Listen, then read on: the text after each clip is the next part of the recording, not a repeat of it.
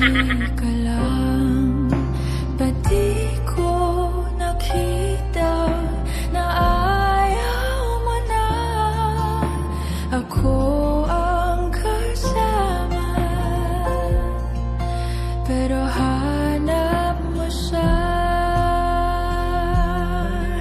at kung masaya ka sa piling niya, hindi ko pipilit pa.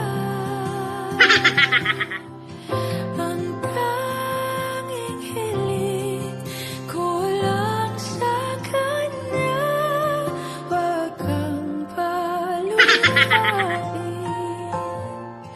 at alagaan ka niya.